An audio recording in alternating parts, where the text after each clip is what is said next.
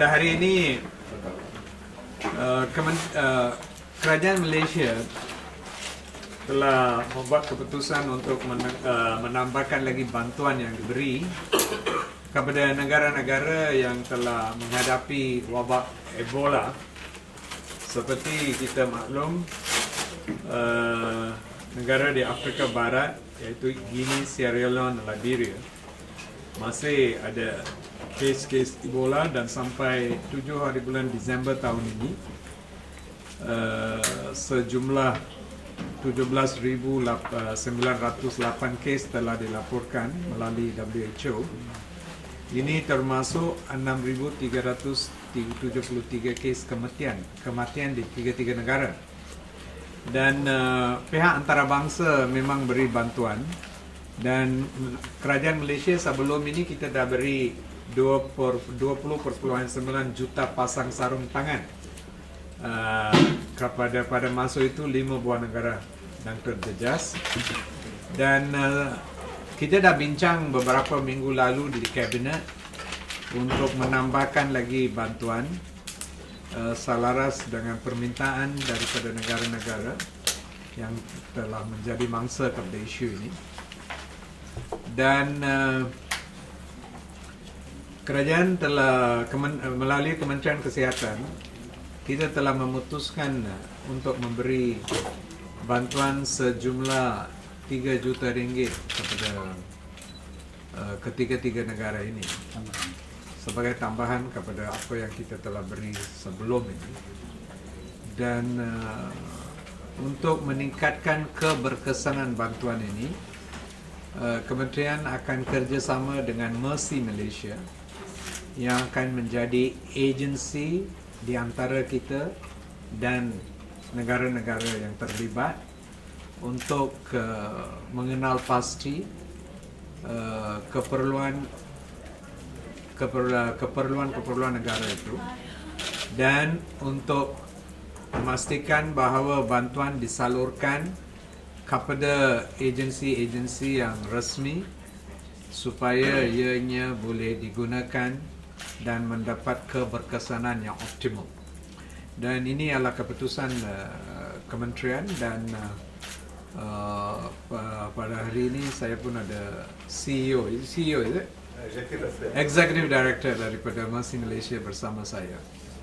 So kita akan beri satu mock chat sebagai satu symbolic presentation untuk beritahu bahawa Malaysia memberi bantuan sumbangan daripada segi keperimanusiaan. Baru-baru satu perbincangan telah diadakan di Bangkok, ASEAN Plus 3, untuk lihat macam mana kerjasama boleh dipertingkatkan di antara negara-negara ASEAN untuk menghadapi ini. Minggu 2 hari lalu, dan di situ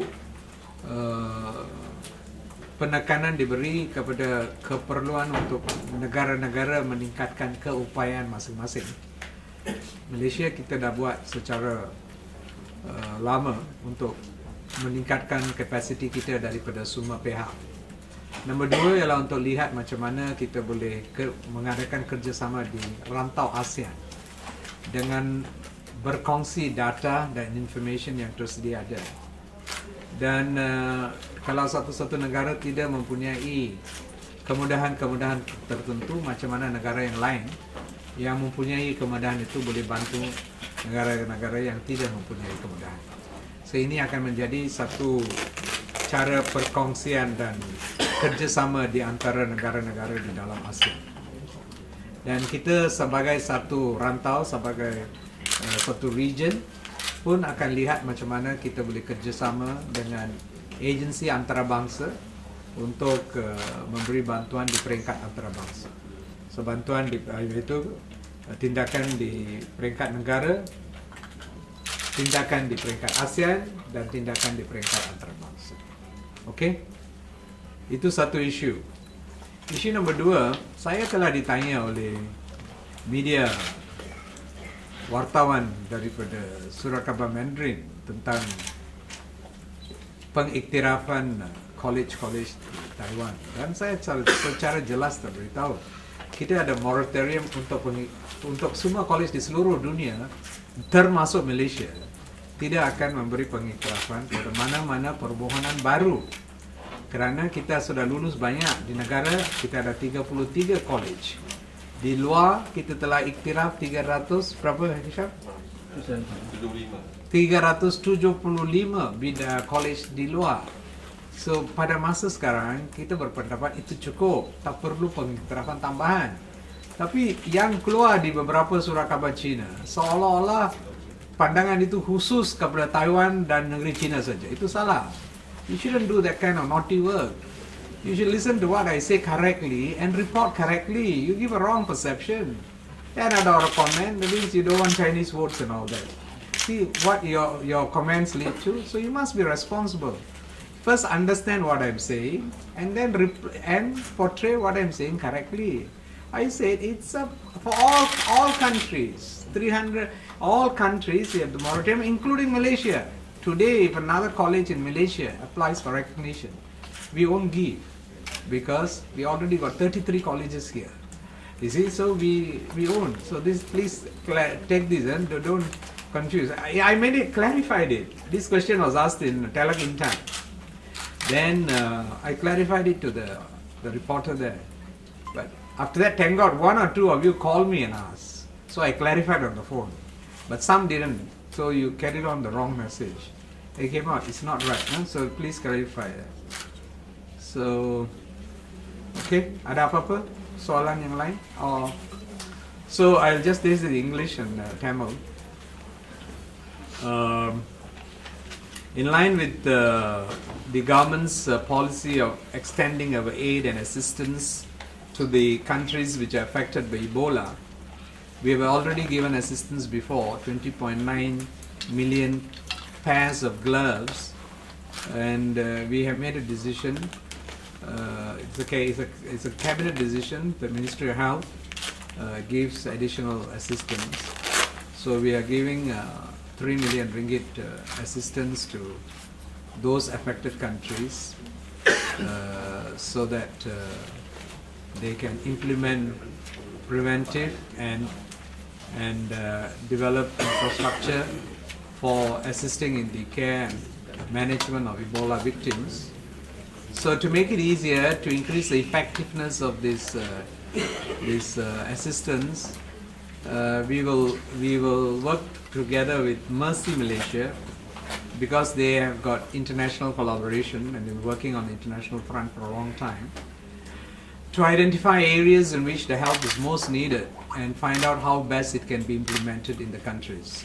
So we will be today giving a mock check of 3 million ringgit to the Executive Director of Mercy Malaysia, who is here today.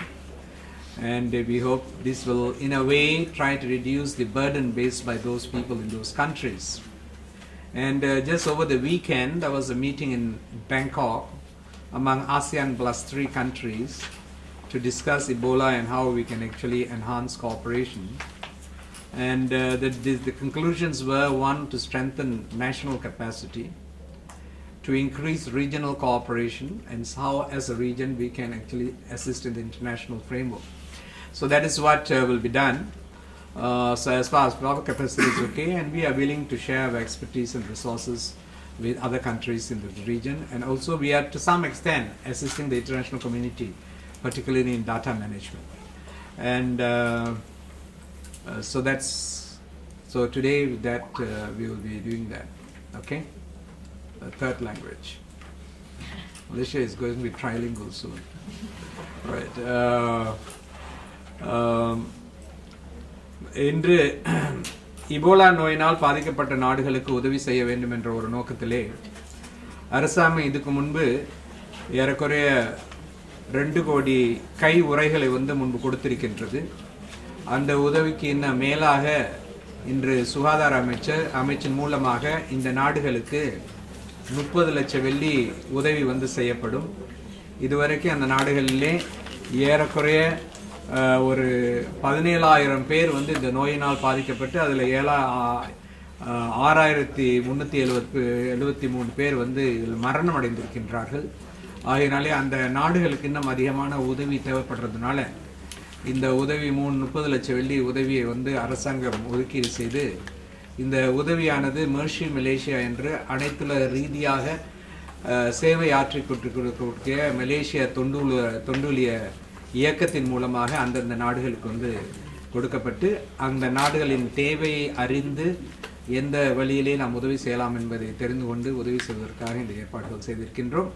நாம் செய்யக்கூடிய இந்த உதவி அந்த நாடுகளுடைய மக்கள் எதிர்நோக்கக்கூடிய சுமையை கொஞ்சம் குறைக்கும் என்ற எண்ணத்தில் இது வந்து செய்யப்படுகிறது. Okay. This is really, a few days ago, a private hospitals association warned the public that the cost of private healthcare will go up after the GST is rolled out, and they are asking Putrajaya to reverse their policy on charging the consumption tax on private doctors, or they are demanding that the government come clean to the public that the price of private healthcare will inevitably go up by at least 5% next year in April. Could you please elaborate on their remarks? Well, put it this way. We have been actually spearheading, representing the expectations of the medical community to the GST team from the very beginning. In fact, we have had many discussions in our ministry where we have brought the private practitioners and then the customs and the GST team to make them understand. And through our intervention, we have actually slowly gained some ground. For example, initially all medications were subjected to GST. And after that, we managed to convince those the GST group, that at least for the first start, zero rate the essential drugs list, which involves I think 370 over drugs in that list, with 4,000 over brand names. So that is going to be done. That's already accepted, zero rated. Means for those drug category of drugs, which will be the most commonly used drugs by most doctors, whether private or government, that will be zero rated, which means there should not be any increase because of GST. The other things we have represented it very strongly. And in this game, we are actually on the side of the medical side, the medical team. So we will continue the representation and try to convince the GST group to what an extent they can further accept the proposals, both private sector, so that they can meet up to those discussions are ongoing. And at the moment in time, I cannot deny the fact that there will be an increase in healthcare costs. But what will be the percentage? There are varying figures given to us. According to the GST team, it's about 1 to 2%. Private hospitals are saying it will be 5%. Yeah, so we have to see. I mean that we have to wait and see to what extent will they affect it.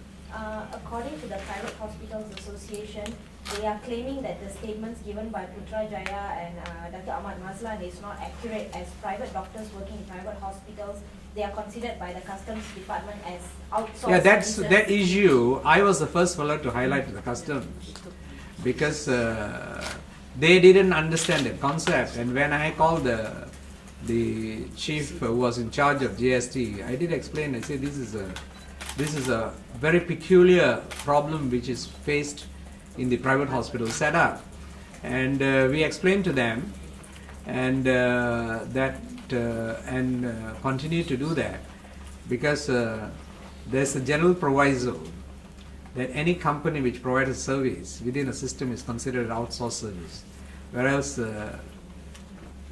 what a lot of doctors in the private hospital do, they create companies just to manage their accounting. So they're actually working within the premise of the private hospital. So this is a understanding issue, but we have explained that to them, and I think the private hospitals also explained.